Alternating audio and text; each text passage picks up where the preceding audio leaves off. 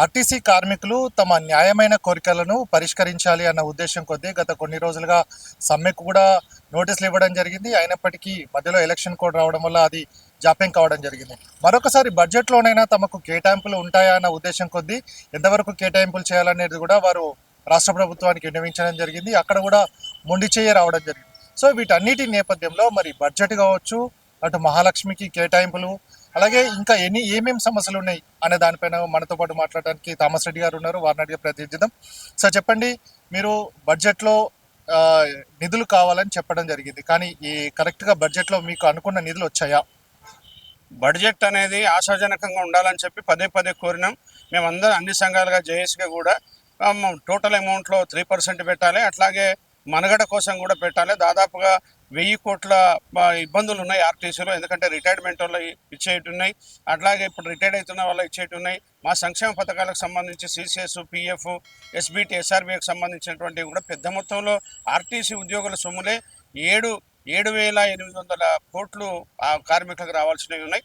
అవి కాకుండా ఇవన్నీ పెట్టాలని చెప్పి 10,000 కోట్లు పెట్టాలని చెప్పి మేము డిమాండ్ చేసినాం. తీరా బడ్జెట్ చూస్తే ఆర్టీసీకి 0%. అంటే ఆర్టీసీని ఎప్పుడు కూడా అంటే మేము ఇన్ని రోజులు దాదాపు నాకు 38 ఏళ్ళ ఆర్టీసీ సర్వీస్లో ఏ ప్రభుత్వం కూడా ఇట్లా చేయలేదు. మొదటిసారి బడ్జెట్లో శూన్యం. కేవలం రియంబర్స్మెంట్ ఇచ్చే మహిళా పథకానికి మాత్రమే వాళ్ళు ఇవాళ 4,305 కోట్లు పెట్టారు. అంటే ప్రతి నెల దాదాపుగా 400 కోట్లు మాకు ఆర్టీసీకి ఇవ్వాలి. కానీ 350 కోట్లు ఇస్తా అని చెప్పి ఆనాడు మా గౌరవ మంత్రి ఒప్పుకోవడం జరిగింది. ఇప్పటికి కూడా ఇస్తా అని అంటున్నారు, ఇచ్చినా అంటున్నారు, ఓఆర్ పెరిగింది అంటున్నారు తప్ప 200 కోట్లు, 180 కోట్లు, 60 కోట్లు, 80 కోట్లు ఇట్లా ప్రతి నెల ఎంతో కొంత ఇచ్చుకుంటూ వచ్చినా కానీ ఇప్పటికీ భారీ పెద్ద మొత్తంలో డ్యూ ఉన్నది. మరి ఆ డ్యూ ఎప్పుడు ఇస్తారో చెప్పలేదు, అది పెట్టలేదు. రెండోది కార్మిక సంక్షేమం గురించి ఎక్కడ కూడా పెట్టలేదు. కొత్త బస్సుల కొనుగోలు చెప్పలేదు. వాళ్ళే చెప్పారు ఇవాళ ప్రభుత్వం వచ్చే ముందు మేము కొత్త బస్సులు కొంటాం, ఆధునీకరణ చేస్తామన్నారు. మహిళా పథకానికి బస్సులు లేవు, చాలినన్ని బస్సులు పెట్టాలని చెప్పి యూనియన్లుగా డిమాండ్ చేసినాం. పాపం వాళ్ళు 60 మంది 70 మంది ఒక్కొక్క బస్సుల్లో ఎక్కడం వల్ల వాళ్ళకి చాలా ఇబ్బందులు ఉన్నాయి. బస్సులు పెట్టాలన్న మగవాళ్ళకి బస్సులు లేవని చెప్పినాం. తెలంగాణలో బస్సు నీడు ఎక్కువ ఉంది కాబట్టి బస్సులు పెట్టాలని చెప్పి మేము చెప్పడం జరిగింది. అయినా కానీ ఇక్కడ కేవలం ఆర్టీసీకి ఆ కార్మికుల ఆశల మీద, సంస్థ మనుగడ మీద ఇవాళ నీళ్లు చల్లినట్టు చేసింది ఈ ప్రభుత్వం. ఇది మంచిది కాదు. ప్రజా రవాణాని అత్యంత ప్రాధాన్యత ఇచ్చి అన్నమాట ప్రకారం నడపాలి. గతంలో ఉన్న ప్రభుత్వాలు కూడా బడ్జెట్ అలగేషన్లో డబ్బులు పెట్టాను. ఆ రోజు తెలుగుదేశం కావచ్చు పెట్టింది, మళ్ళీ వైఎస్ఆర్ పెట్టారు. వైఎస్ఆర్ అయితే ఇంకా ట్యాక్స్ని కూడా తగ్గించి ఆర్టీసీలో ఎక్కువ ఉందని చెప్పి 12% ఉంటే తగ్గియడం జరిగింది. అట్లాగే మరి ఇవాళ నిన్నటి కేసీఆర్ ప్రభుత్వం కూడా బడ్జెట్లో ప్రతి సంవత్సరం 1,500 కోట్లు పెట్టడం జరిగింది. ఒక సంవత్సరం అయితే 1,500 కోట్లు బడ్జెట్ 1,500 కోట్లు పెట్టడం జరిగింది. అవి ఓను కూడా కొత్త బస్సుల్ని వాళ్ళు ప్రతి సంవత్సరం బస్సులు కావాల్సిన ఆయన కూడా కొనివ్వడం జరిగింది. అట్లాగే రియంబర్స్మెంట్ కూడా అన్నీ ఇవ్వడం జరిగింది. మరి కాంగ్రెస్ ప్రభుత్వం ఇవాళ బడ్జెట్లో పెట్టలేదు, మరి ఇవాళ విద్యార్థుల రియంబర్స్మెంట్ ఇవ్వట్లేదు, అట్లాగే ఫిజికల్ అండ్ క్యాపిటల్ రియంబర్స్మెంట్ ఇవ్వట్లేదు, ఇవాళ జర్నలిస్ట్ల పాసులది రియంబర్స్మెంట్ రావట్లేదు. మళ్ళీ ప్రతి నెల మొత్తం పైసలు బడ్జెట్ మాకు మహిళా పథకం గురించి ఓఆర్ పెరిగింది అంటున్నారు. పెరిగింది మేము ఒప్పుకుంటున్నాం, పెరిగింది, వాళ్ళకి మేము సేవ చేస్తాం, ఇబ్బందులు లేవు, మేము చేస్తాం. కానీ ఆ రియంబర్స్మెంట్ ఎందుకు ఆర్టీసీకి ఇవ్వకపోతే మనగడ ఎట్లా ప్రశ్నార్థకమవుతుంది? ఇవాళ మీరే చూడండి, మీరు పెట్టిండ్రు మీరు వాగ్దానం చేసిండ్రు. ఇవాళ కాంగ్రెస్ పార్టీ ఏదైతే మీరు మేనిఫెస్టోలో పెట్టాను, కొత్త బస్సులు కొనిస్తాం, ఆర్టీసీ కార్మికుల్ని ప్రభుత్వంలో విలీనం చేస్తాం, తర్వాత మనుగడ ఆర్టీసీని బాగు చేస్తామని చెప్పి ఇవన్నీ కూడా అన్ని డబ్బులు ఇస్తాం, పిఆర్సీలు చేస్తామని చెప్పాను. మరి పిఆర్సీలు పెండింగ్ ఉన్నాయి, పిఆర్సీలకు 1,000 కోట్లు కావాలి, ఇవన్నీ ఉన్నాయని చెప్పి లెక్కలు చెప్తే ఏది కూడా పట్టుకోకుండా ఇవాళ అన్నిటికీ పక్కకు పెట్టేసి 3,305 కోట్లు పెట్టి ఇంకొక 1,000 కోట్లు వేరే దేంట్లో నుంచో దీనికి చేసి ఇవాళ పెట్టిందంటే పూర్తిగా ఆర్టీసీని నిర్వీర్యం చేసినట్టు, ఆర్టీసీ మీద శ్రద్ధ లేనట్టుగా అందరికి అర్థమైపోయింది. ఇది మంచిది కాదు. ప్రభుత్వం ఇప్పటికైనా కానీ ఇచ్చిన మాట వాగ్దానం చేసుకొని తప్పకుండా బడ్జెట్ అలగేషన్లో మీరు ఇంకా దేనికన్నా కుదించైనా కానీ 10,000 కోట్లు పెట్టి ఆర్టీసీని పరిరక్షించాలని చెప్పి జేఏసీగా తెలంగాణ మజ్దూర్ జనరల్ సెక్రటరీని కోరుతా ఉన్నా. అలాగే సార్, మండల మహిళా సమైక్యలకు అని చెప్పేసి 600 మండల సమైక్యలకు 600 బస్సులు ఇస్తున్నామని చెప్పడం జరిగింది. అందులో 150 ఇవ్వడం జరిగింది. మీ కార్మికులు కావచ్చు, మీరందరూ కూడా వడ్డీ అనేది ఎక్కువ పడుతుంది, ఇది అసలు దీంట్లో యజమానులు ఎవరు ఉంటారు అనేది కూడా జీవో నంబర్ 137 ప్రకారం చెప్పారు కదా, అది ఏంది అసలు దాంట్లో ఏం మతలబు ఉంది అనుకుంటున్నారు? ఇవాళ మహిళా సాధికారత కోసం పెద్దపీట వేసి వాళ్ళని కోటీశ్వరులను చేసి వాళ్ళని కూడా ఓనర్లు చేస్తా అని చెప్పారు. 137 జీవో ఇవ్వడం జరిగింది, మంచిదే, దాన్ని స్వాగతిస్తున్నాం. కానీ ఇవాళ వాళ్ళని ఓనర్లు చేస్తా అన్నటువంటి ప్రభుత్వం కేవలం బ్యాంక్ గ్యారంటీ ప్రభుత్వం ఇచ్చేసి వాళ్ళకి బ్యాంకుల్లో 9%కి వాళ్ళకి డబ్బులు ఇచ్చేసి ఆర్టీసీకి ఇచ్చి బస్సులు కొనే పరిస్థితికి ఇచ్చారు. దానివల్ల ఆర్టీసీ యజమానులు గారు వాళ్ళు యజమానులను చేస్తున్నారు, యజమానులను చేయలేదు. జీవోలో ఎక్కడ కూడా లేదు ఆ జీవో చదివినట్టుంటే. కేవలం ఆర్టీసీ పేరు మీదే రిజిస్ట్రేషన్ అవుతా ఉన్నాయి బస్సులు.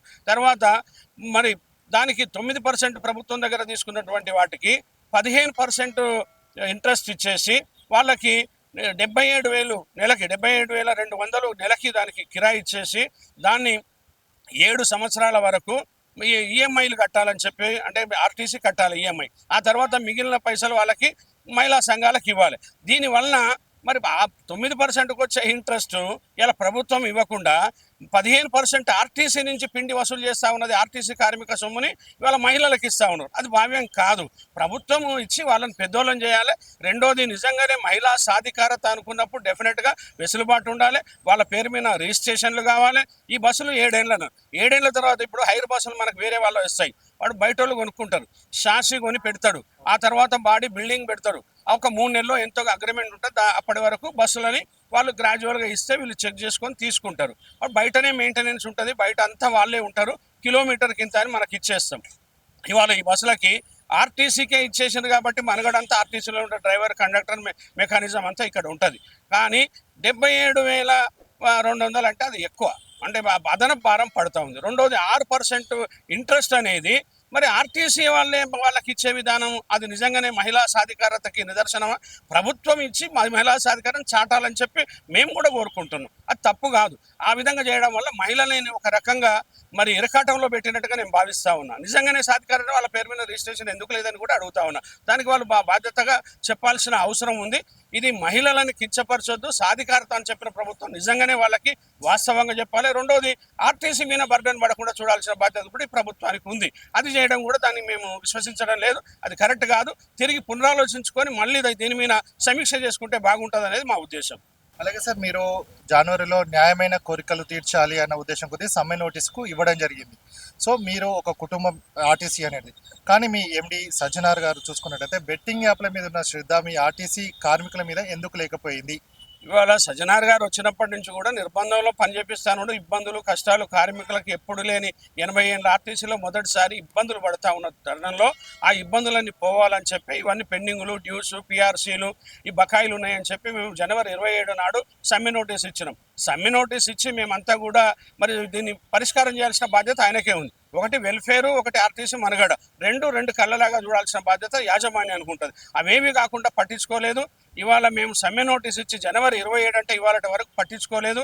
రెండోది, వాళ్ళు నోటీసుకు ఇచ్చి మన కన్సలేషన్కి పెడితే కూడా ఇవాళ ఉండాల్సి ఉంది. దాన్ని కూడా వాళ్ళు కాలయాపన చేసి పోస్ట్పోన్ చేసుకునే ప్రయత్నం చేస్తూ ఉన్నారు. రెండోది, ఒక దిక్కు కార్మికులు 42,041 మంది ఇబ్బందుల్లో, కష్టాల్లో ఉంటే ఇది పట్టించుకోకుండా ఇవాళ బెట్టింగ్ యాప్ల మీద దృష్టి పెట్టడం జరిగింది. అంటే బెట్టింగ్ యాప్ల మీద పెడితే మేము వ్యతిరేకం కాదు, బెట్టింగ్ యాప్లని నివారించండి, మంచిదే. కానీ దాని మీద ఉన్న శ్రద్ధ ఎందుకు డైవర్ట్ అయిపోయినారు? ముందు మీకు ప్రధానమైనది ఆర్టీసీ, వీసీ అండ్ ఎండి కాబట్టి మీరు తప్పకుండా దీన్ని చూడాల్సిన బాధ్యత ఉంది. కార్మిక వెల్ఫేరు, కార్మిక కష్టాలు, సమ్మె నోటీసు మీద నివారణ చర్యలు ఇవన్నీ చేయాల్సిన అవసరం ఉండే. ఇవి పట్టించుకోకుండా బెట్టింగ్ల మీద పడి దీన్ని డైవర్ట్ చేసే ప్రయత్నం ఇది సరైనది కాదు. కార్మికులు సహించరు. ఇప్పటికైనా ఆర్టీసీ ఉద్యోగులకు రావాల్సిన అన్ని కూడా యాజమాన్యం తప్పకుండా ప్రభుత్వానికి మేము సమ్మె నోటీసులో 21 డిమాండ్ ఇచ్చినాం. ఒక 5-6 డిమాండ్లు పాలసీ డిమాండ్లు ప్రభుత్వానికి ఉన్నాయి. మిగతా అన్ని ఆర్టీసీ యాజమాన్యం చేసేటివి ఉన్నాయి. ఎండి గారు చిత్తశుద్ధితోటి అటు పెట్టినటువంటి దృష్టి కార్మికుల మీద, సంక్షేమం మీద పెట్టేసి కూర్చోబెట్టి ఇవన్నీ కూడా పరిష్కారం చేసే బాధ్యత ఉండే. కానీ వాళ్ళు విస్మరించి యాప్ల మీద పడిపోయినరు. అది కరెక్ట్ కాదని చెప్తా ఉన్నాం. కాబట్టి కార్మికులంతా సమ్మెకు సిద్ధంగా ఉన్నారు. ఏ క్షణాన పిలిపించినా మాకు ఇవాళ మొన్న 21వ తారీఖు ఇవాళ అని చెప్తే యాజమాన్యం వాళ్ళు ఏం జరిగిందో కాలయాపన చేశాను. మేము నిన్న గట్టిగానే అడిగినాం, లేకపోతే అక్కడ ధర్నా పెడతా అని చెప్పి కూడా మేము చెప్పడం జరిగింది. వాళ్ళు ఇవాళ మాట్లాడి మాకు ఫైనల్గా చెప్తాం, ఏ రోజు ఇస్తామనేది చెప్తా ఉన్నారు. మరి చెప్పే టైంలో మేము సమ్మె తప్పకుండా వస్తుంది. ఒకవేళ పరిష్కారం కాకపోతే సమ్మె డేట్ అనేది కంపల్సరీ మేము జేఏసీగా ఇవ్వడం జరుగుతుంది. సమ్మె డేట్ ఇచ్చిన తర్వాత ఏది కూడా ఇవాళ సమ్మె నివారణ కోసం వేరే వాళ్ళని చాటుగా ఇట్లా కార్మికులను మభ్యపెట్టే విధంగా యూనియన్కి సంబంధం లేని వాళ్ళని కూడా సజ్జనార్ గారు పిలిచి మాట్లాడడం జరుగుతూ ఉంది. ఇది సరైంది కాదు. వాస్తవంగా ఉండాలంటే జేఏసీ తోటి ఫేస్ చేయండి, కూర్చోండి. మాకు సమ్మె చేయాలన్న సంకల్పం మాకేం లేదు. మీరు కూర్చొని చేస్తే సమస్యల పరిష్కారం అయితే ఎంతవరకు ఏం చేస్తారనేది చేసి ప్రభుత్వానికి విన్నవిస్తే మేము కూడా ఆలోచిస్తాం. తప్పకుండా పరిష్కారం ఒకేసారి అన్ని కాకుండా కొంత మేము టైం ఇవ్వడానికి కూడా మేము సిద్ధంగానే ఉంటాం. అంతేగాని అది కాకుండా మీరు కావాల్సి చెప్తే సమ్మె తప్పదు. ఇవాళ కార్మికుల్లో చాలా అశాంతితో ఉన్నారు, ఇబ్బందుల్లో నిర్బంధంలో మీరే పెట్టారు కాబట్టి ఇవాళ సమ్మె తప్పదు. సమ్మెకు నోటీస్ ఇస్తేనే ఇవాళ వీళ్ళు ముందుకు వచ్చినట్టుగా కనిపిస్తూ ఉన్నది. కాబట్టి మేము దేనికి భయపడేది చేసి డెఫినెట్గా కార్మికులని సంస్థ పరిరక్షణ, కార్మిక సంక్షేమం, సమస్యల పరిష్కారానికి మేము కట్టుబడి ఉన్నాం. వెనకకు పోయేలేదు, మడవ తిప్పేది లేదు. డెఫినెట్గా సమ్మెకి డేట్ ఇస్తాం. సమస్యల పరిష్కారమే ధ్యేయంగా చూస్తాం. ప్రభుత్వానికి వ్యతిరేకం కాదు. ప్రభుత్వం కూడా ఇవాళ యాజమాన్య మాటలు వింటుందనే విశ్వాసం మాకు కలుగుతూ ఉంది. దయచేసి ముఖ్యమంత్రి గారు, గౌరవ ట్రాన్స్పోర్ట్ మినిస్టర్ గారు ఆలోచన చేసి మీరు చేయండి. పరిష్కారం చేస్తారా, సమ్మె చేయాలా? సమ్మె చేయించే ఆలోచన మీకుంటే మాకు ఇబ్బంది లేదు, సమ్మె చేయడానికి సిద్ధంగా ఉన్నామని చెప్పి కార్మికులు చేసి మేము సిద్ధంగా ఉన్నామని చెప్పి తెలియజేస్తా ఉన్నా. సో మొత్తంగా తమ న్యాయమైన కోరికలను పరిష్కరించాలి, లేకపోతే మాత్రం సమ్మెకు సిద్ధం అని చెప్పేసి వారు కూడా అంటున్న నేపథ్యం కనబడుతుంది. ఎందుకంటే చాలా కార్మికులందరూ కూడా ఇబ్బందుల్లో ఉన్నారు. ఒకప్పుడు వారికి సంబంధించి ప్రభుత్వ ఉద్యోగులు గుర్తిస్తామన్నారు, అది లాస్ట్ వరకు రావడం జరిగింది, కానీ ఆగిపోవడం జరిగింది. గత ప్రభుత్వం అవన్నీ క్లియర్ చేస్తా అన్నప్పుడు కూడా ఈ ప్రభుత్వం వచ్చిన తర్వాత దాని అమెండ్మెంట్ మొత్తంగా క్లియర్ చేస్తా అన్నారు, కానీ ఇప్పటి వరకు అది పెండింగ్లో ఉండడం జరిగింది. కొన్ని పాలసీ మ్యాటర్లు తప్ప అన్ని సమస్యలు కూడా ఎండి అండ్ వీసీ దగ్గరనే పరిష్కారం, సజ్జనార్ వద్దనే పరిష్కారం అయ్యే సమస్యలు ఉన్నప్పటికీ కూడా తమని పట్టించుకుంటలేరు. ఇది క్లియర్గా యాజమాన్యం కావచ్చు, కార్మికులు కూర్చొని మాట్లాడుకుంటే సమస్యలు ఉన్నాయి, కానీ వాటి పట్ల కూడా శ్రద్ధ వహిస్తలేరు. కాబట్టి ప్రభుత్వమైనా సరే దీన్ని ఆలోచించి ఏదైతే కార్మికులు ఉన్నారో వారందరికీ న్యాయం చేయాలని కూడా చెప్తున్న నేపథ్యం. అలాగే బడ్జెట్లో కేటాయింపులు అనేది మహాలక్ష్మికి సంబంధించి చూసుకున్నట్టయితే నెలకు 0 టికెట్కి 400 కోట్లు అవుతున్నాయి, కానీ 250 కోట్ల వరకు ఇవ్వడం జరిగింది. కాబట్టి దీన్ని పెద్ద మనసు చేసుకొని మరి ఏదైతే ఆర్టీసీకి 10,000 కోట్ల వరకు కూడా కేటాయించాలని కూడా వారు చెప్తున్న నేపథ్యం కనబడుతుంది. వీడియో ప్రభాకర్తో గణేష్, సమయం టీవీ.